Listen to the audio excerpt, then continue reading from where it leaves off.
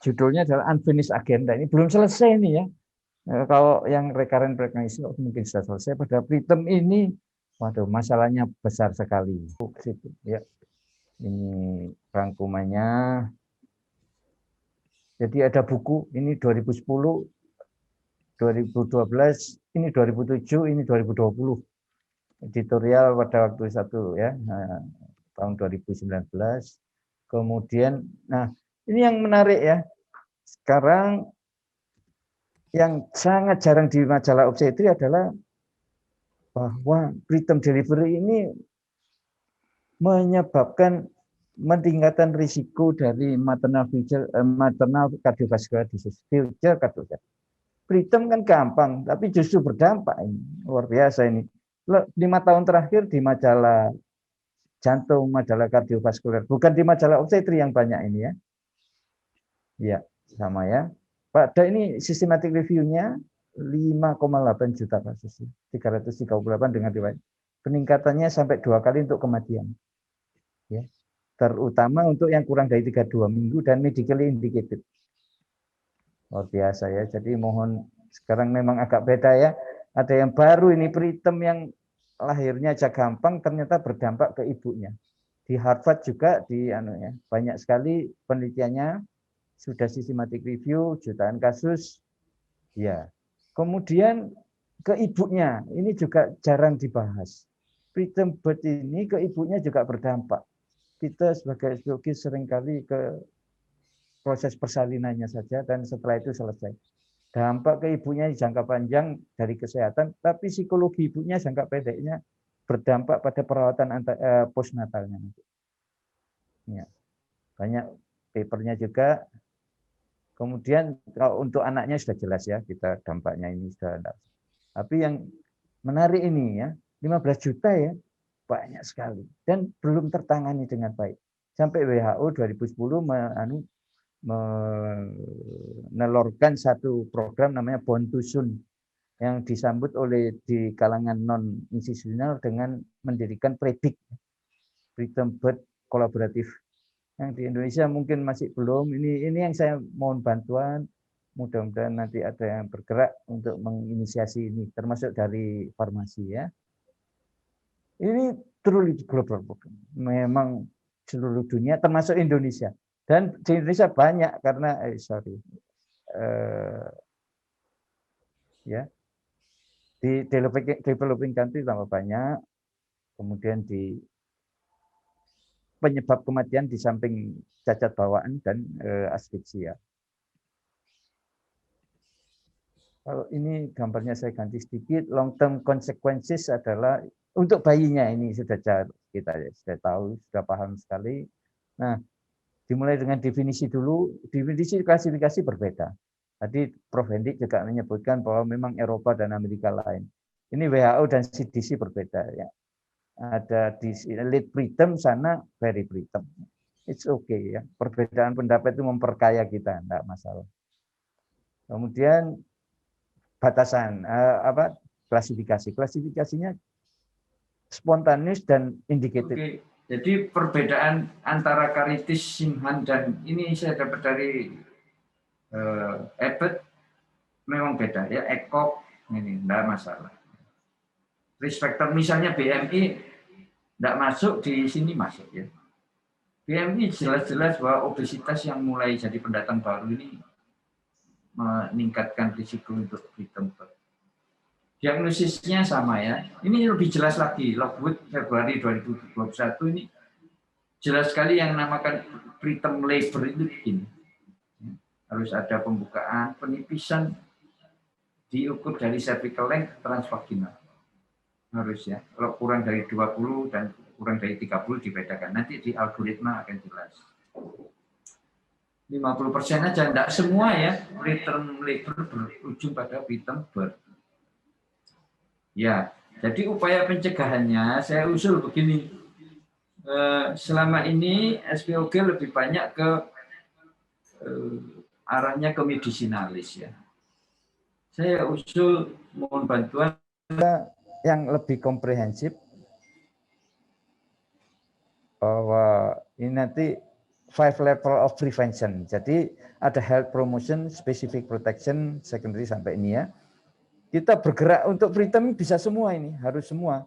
Dimulai dari pre-conceptional counseling, tapi sebelumnya ada kursus calon pengantin.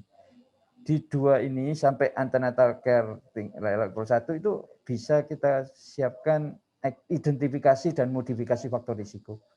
Kemudian di ujung rehabilitasi ini dinicu atau pencegahan untuk komplikasi pada ibu dan janin. Itu bisa diberikan surfaktan ataupun untuk ibunya KIE. Nanti yang kita mohon bantuan terutama di KIE ibu pas 6 minggu pasca persalinan. Sangat penting untuk mengedukasi beliau-beliau bahwa ada risiko. Di jantung sudah dimulai itu bahwa ibu yang preeklamsi, yang pregnancy outcome, tidak cuma preterm, preeklamsi, gestational diabetes, preterm birth itu ternyata ibunya meningkatkan risiko tadi. Hingga dia langsung 6 minggu pertama postpartum sudah kerjasama dengan pihak jantung untuk meng-KIE beliau. Strateginya di sini saya ambil dari ini yang bergala ya 2005, saya punya 2017 sudah ada neuroprotector tambahannya ya. Oke. Guideline-nya pun beda-beda, enggak masalah. Kita harus punya sendiri karena disesuaikan. Mungkin pola profil dari pasien-pasien kita berbeda sehingga kita harus punya guideline sendiri. Ya, hasil kajian ini saya simpulkan masih belum konklusif ya. Masih ada perbedaan, begitu banyak perbedaan, enggak masalah. Yang jelas dampaknya luar biasa ini. Seperti pemberian tokolitik, kalau kita ke medisinalis, tidak di awal ya, ini sudah early diagnosis and prompt treatment, yang level 3 pencegahan. Itu berbagai macam, silakan, monggo ya. Ada mulai dari yang dari sponsor ini, dengan selektif oksitosin reseptor antagonis ya, terus sofra, ini tidak, ini hanya 2 hari. Jadi rata-rata kesimpulannya bisa menahan 2 hari, itu yang kita cukup ya.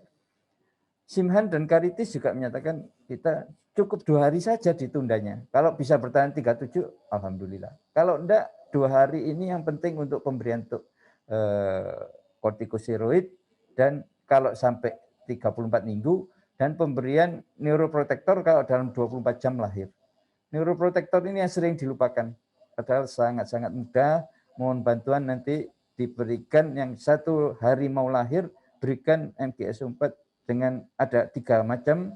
Kita pakai yang paling mudah dengan pemberian 1 kali saja. Perlu ya. Ini setelah ini di sini dengan tokolitik cukup 2 hari saja, kortikosteroid masuk, neuroprotektor masuk. Itu bisa menyelamatkan banyak sekali. Nah, apa saja terus relaksannya ini. Yang saat ini sedang jadi sponsor yang ini ya, oksitosin antagonis. Monggo ya, itu injeksi harganya lumayan ya. Di Simhan dan Karitis beliau memakai 2 ini. Yang ketiga baru yang ini. Nifedipin, indomitasin kalau kurang dari 32 minggu malah indomitasin, kalau lebih dari 32 minggu pakai nifedipin. Masuk less efektif. Kemudian progesteron ini juga tadi sudah dijelaskan oleh Prof. Hendi, sama ya. Ya. Sama progesteron. Aspirin bagaimana? Aspirin tidak dianjurkan untuk pencegahan ini ya. Nah, bagaimana dengan algoritmanya? Kita lihat dari kurang dari 34 minggu, kemudian pembukaannya berapa? Kalau lebih dari 3 sudah hanya neuroprotektor saja yang diberikan. Kalau masih kurang dari 32 minggu, kurang dari 3 cm, beliau menyarankan fetal fibronectin, sudah di sini sangat mahal. Jadi kita bisa lakukan ini. Kalau antara ini, nah ada ini. Kalau lebih dari 3 cm mungkin tidak akan lahir. Itu masuk 50% yang terselamatkan. Kalau antara 20 sampai 30 masih dilakukan fibronectin lagi. Kalau kurang dari 20 ini yang harus diberikan tadi neuroprotektor. Tokolisis antidiuretik magnesium ini ya. 32. Tapi kalau kortikosteroid sampai 34 minggu. Ya. Intervensi lain adalah ini. Saya mengusulkan kita harus bergerak proaktif. Jangan menunggu di rumah sakit, jangan ini. Kasusnya begitu banyak. Jadi kita harus ke puskesmas, kita harus ke KUA, ke kursus calon pengantin, kita membentuk tim untuk mengidentifikasi dan modifikasi faktor risikonya. Proaktif. Ini usulan lain. Profesor Nicolaides, mungkin kita kenal ya, mengubah antenatal care itu bukan seperti kerucut ke bawah gini, dibalik ya. 3 bulan pertama itu yang lebih penting. Di sana akan dilakukan banyak sekali untuk mencegah kejadian saat aterem. Ya, mungkin satu lagi. Ya. Kemudian perawatan ini. Postpartum itu ibunya depresi, bayinya akan kurang mendapat yang optimum perawatan dari ibunya. Jadi di Harvard sekarang Apgar Score sudah dilengkapi dengan dulu NBAS namanya, Neurobehavioral Assessment Skill, sekarang oleh Brazelton. Sekarang Brazelton cucunya sedang gantikan dengan NBO, Neonatal Behavioral Assessment Skill, NBO, Newborn Behavioral Observation. Beliau ini koordinasi antara dokter, spesialis anak, perawat, dan keluarga untuk merawat. Jadi ini bukan intervensi, tapi kita mengajari, beliau-beliau mengajari keluarga untuk mengamati dan diharapkan akan terjadi peningkatan bonding dan attachment. Ini yang mungkin kita bisa lakukan ini ya. Di Indonesia, Dr. Ahmad Suryawan pakarnya ini. Tapi kita bisa secara online kursusnya. Saya pikir ini perlu sekali, cuma memang punyanya sejawat lain. Postpartum karena ibunya sudah kena saat ini, hati-hati dengan depresi postpartum. Dia harus sering datang ke NICU dan sebagainya. Jadi mohon bantuan ini. Satu lagi adalah, nah, jadi apa yang diusulkan tata laksana mulai dari ini. Kursus calon pengantin dan pre-conceptional counseling. Kalau di Surabaya, di Sutomo, Prof. Eri tiap Selasa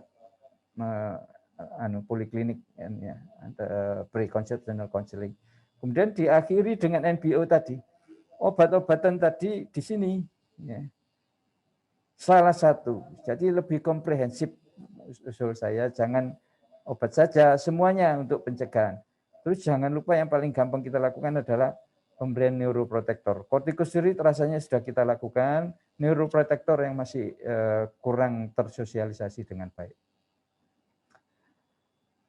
Ini sesuai dengan usulannya dari Wu. Ya, Wu ini bukan SPOG ya, ini beliau SPJP, spesialis jantung, bahwa 6 minggu postpartum visit itu adalah saat yang ideal untuk melakukan KIE untuk ibu. Beliau dari 5 juta ya, meta-analisisnya.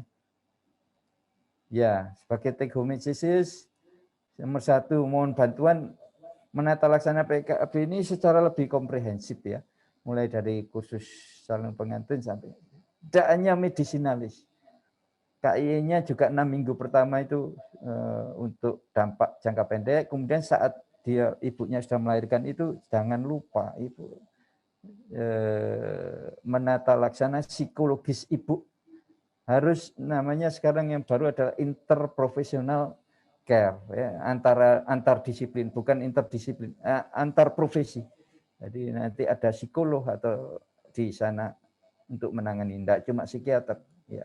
Yang kedua, piramidnya mungkin patut dipertimbangkan ini yang punyanya Nicolaides ini ya. Kemudian NBO, usul saya baru yang bisa mengurangi dampak ke ibu, bayi, dan keluarga. Yang terakhir adalah tokolisis untuk mengurangi kontraksi, untuk memberi kesempatan kortikosteroid dan neuroprotektor untuk masuk. Mudah-mudahan bermanfaat. Matur nuwun, mohon bantuan ke panjenengan semua. Assalamualaikum warahmatullahi wabarakatuh.